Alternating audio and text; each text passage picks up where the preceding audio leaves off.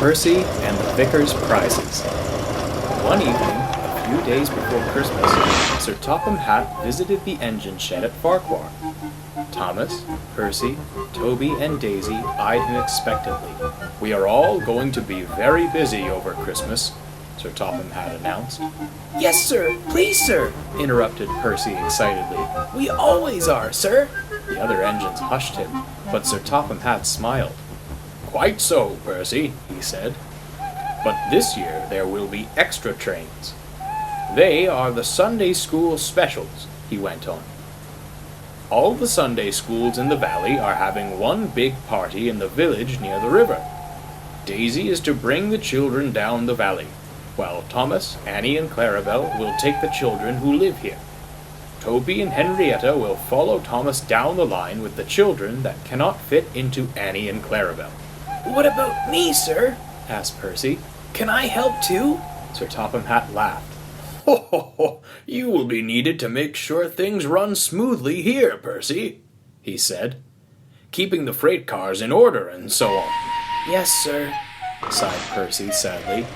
He thought staying in the yard sounded rather dull. On the morning of the party, the sky looked dark and threatening. Thomas's driver was anxious about the weather, but the snow held off.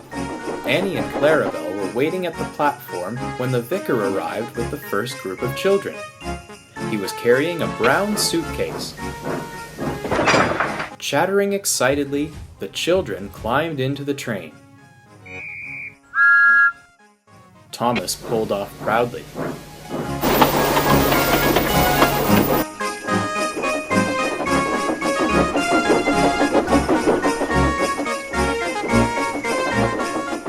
They made good time down the valley, though the sky was getting darker.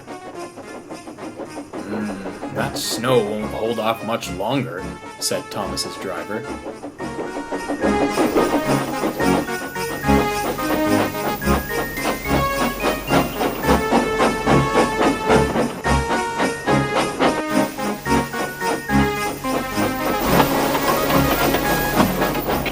They reached the station by the river just as Daisy arrived from the other direction. The vicar guided all the noisy children towards the gate. Suddenly, he turned, looking worried. "My case!" he exclaimed. "Has anyone seen my suitcase?" "Is it a brown one?" asked Thomas's driver. "There was a case left at Farquhar station." "Oh dear," said the vicar. "This is awful. All the prizes for the party are inside that case. Could Thomas fetch it, do you think?" Perhaps Toby could bring it," suggested the driver. But just then a whistle in the distance told them that Toby had already left. "What about Percy?" suggested Thomas. "I don't suppose he would mind leaving his shunting for a bit." "Well done, Thomas," said his driver, and ran to find a telephone. As he did so, big flakes of snow began to fall. The snow got thicker and thicker as they waited for Percy to arrive. The vicar paced the platform anxiously, leaving a trail of footprints backwards and forwards. Thomas grew anxious too, but there was still no sign of Percy. The vicar looked at his watch in desperation. "Oh, it's no use," he said sadly. "Thank you for trying, but I shall have to go to the party without the presents." As he reached the gate, they all heard a faint whistle in the distance. A moment later, Percy bustled importantly round the curve and drew up behind Henrietta. "I'm not late, am I?" he asked anxiously as his driver handed down a large brown suitcase from his cab. "This is what you want, I think," the driver smiled. "Oh, it is indeed," agreed the vicar. "Thank you, Percy. This is the best Christmas present you could give to anyone." He turned and rushed happily away to the party.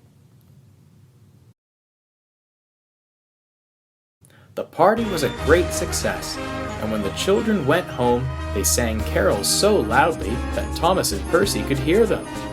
The engines forgot how tired they were and joined in. Sir Topham Hatt was very pleased. "We are here to serve the public," he he told the 3 engines and Daisy. "And it is at times like this we prove how well we can do it.